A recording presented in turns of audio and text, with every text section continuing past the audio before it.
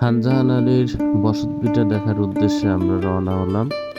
আমরা মূলত খানজাহান আলীর মাজার দেখেছি, অনেকে জানি, এবং ষাট গম্বুজ মসজিদ দেখেছি, যেটা খানজাহান আলীর আমলে তৈরি করা।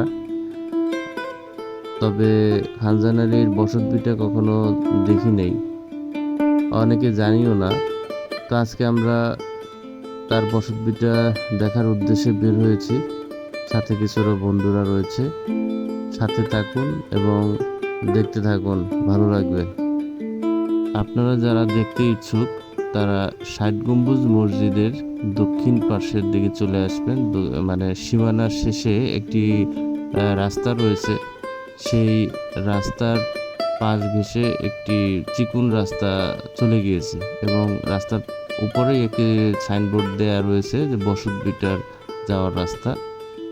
তো কিছু দূর যাওয়ার পরে ইটের সোলিং পাবেন এবং ইটের সোলিং ভাঙা রয়েছে, সে ভাঙা রাস্তা দিয়েই আমরা বের হয়ে আসলাম।